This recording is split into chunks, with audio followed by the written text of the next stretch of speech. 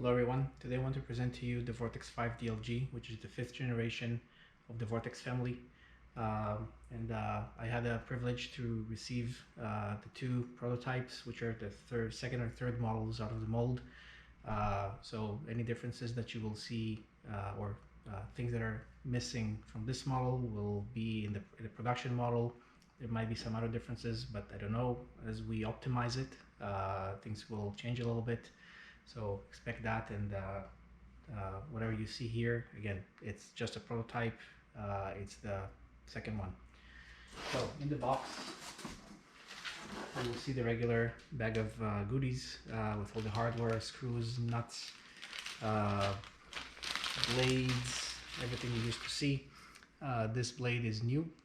This is reinforced. It has an additional feature here, so it will never break, and it's extremely rigid, so you can launch as hard as you can and without breaking it, and all your power will go into launching, and you won't waste anything for flexing the blade, unlike some other blades. You will find the rudder. This rudder, as you can see, was redesigned. It's a little bit more streamlined. It has a feature, it's a removable rudder, so it slides into the fuselage. You can just tape it. It fits really, really well. I was quite surprised actually, and I actually plan to use this as a removable rudder. Even though I used to be against it, but not anymore. The finish is absolutely perfect. No orange peel. It's spectacular, especially for a prototype, for a first model, for a set of models. It's absolutely beautiful.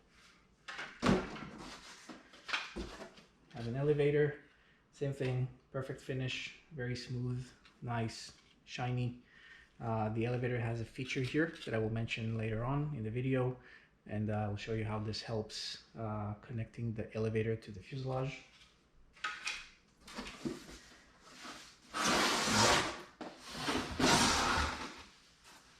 Okay, so here we have the fuselage itself.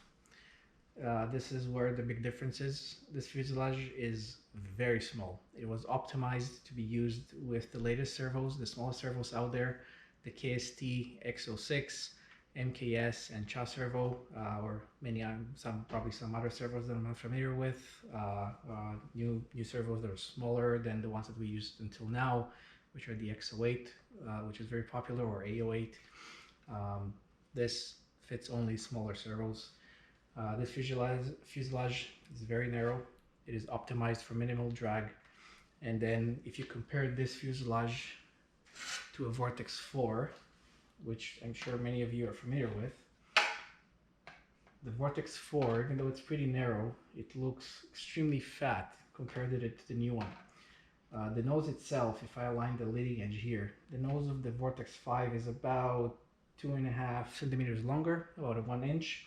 The reason is to compensate for the weight loss in the nose. So the Vortex 4, as you know, had the 4 servo in a pod configuration, and the Vortex 5 has a 2 servo configuration in the pod.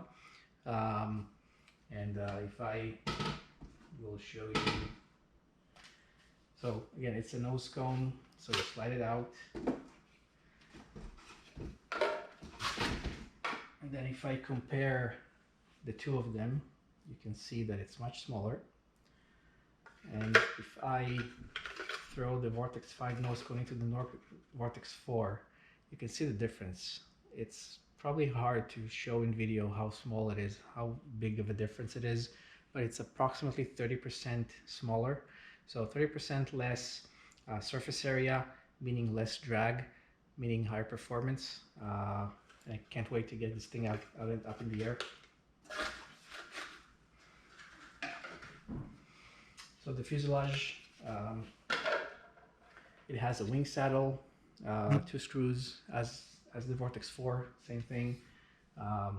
There's an elevator mount with a small cone feature that I will show in a minute, and the mount for the rudder.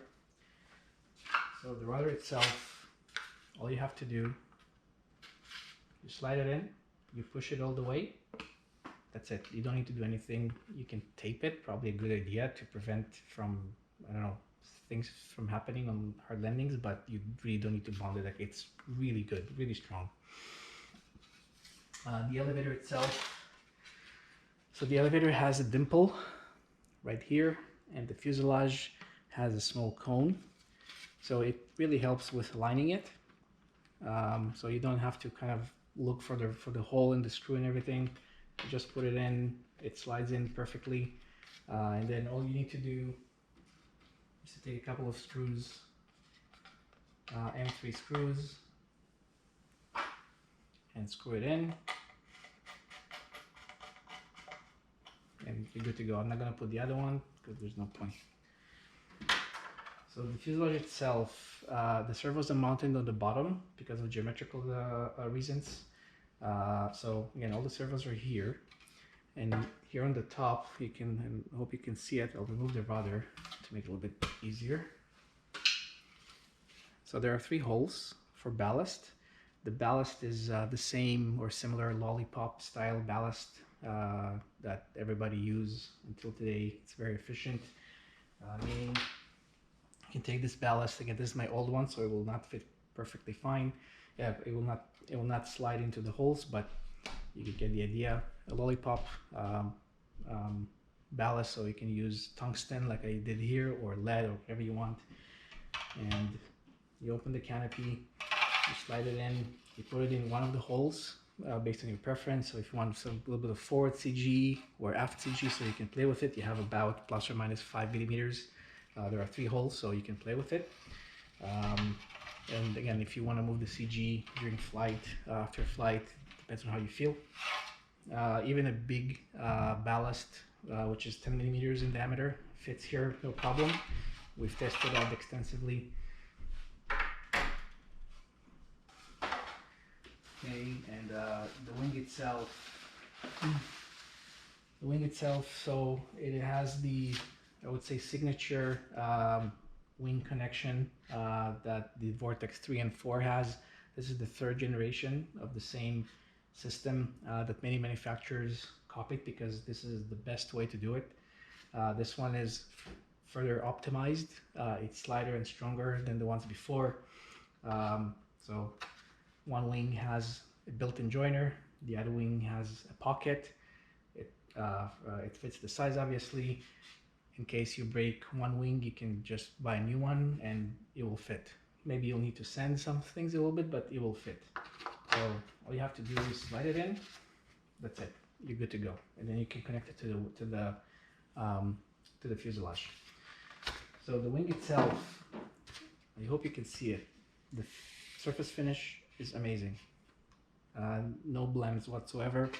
And again, this is a prototype, one of the first models out of the mold. It has absolutely no issues whatsoever. It's perfect. Same as Vortex 4, this will have 2 versions. You will have a 4 servo wing and a 2 servo wing. For people who like to fly with flaps and ailerons, so you will have 2 pockets here. I hope you can see them. 2 pockets. These ones are not cut because it's a prototype. The production model will have the pockets cut, and the wiring will be already inside. So all you have to do is install the servos and the mechanism. In this case, it wasn't, so I'll have to do it myself. So again, if you want to build a 2 servo model, all you do, like, you close this pocket. You don't need to open it, and you just put your servo in this pocket, and you're good to go. You're good to fly. This pocket is designed to fit for the flaps X08 size servos and the equivalent MKS and Shaw servos and any other brands. For the aileron, it's best to use servos like the X06, which I have here. Again, it's very small, tiny servo. You can use it basically everywhere.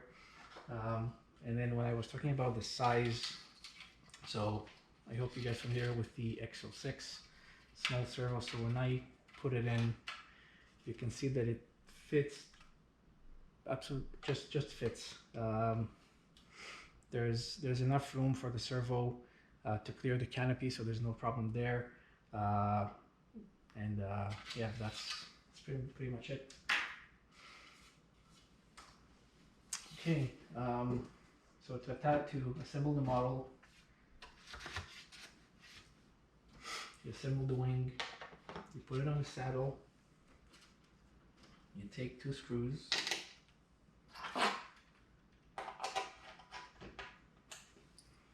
put them on, and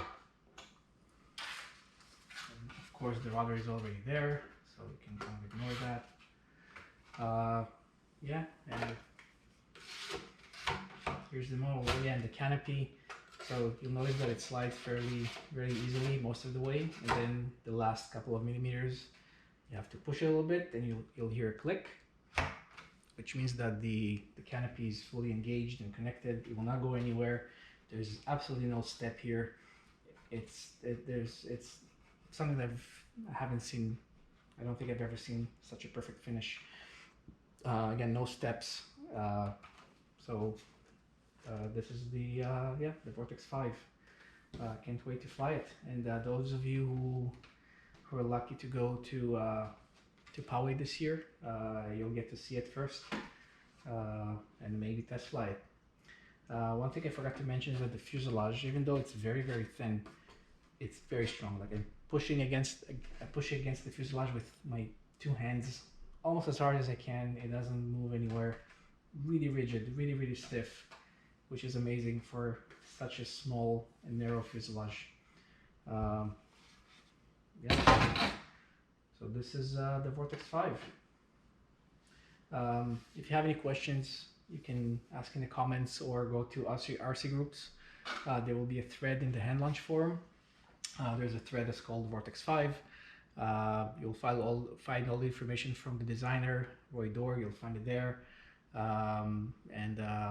Again, all the other builds that people will build in the future, or the team pilots who will build the first ones, they'll show you and tell you what they think about the model. And yeah, that's it. Thank you for watching.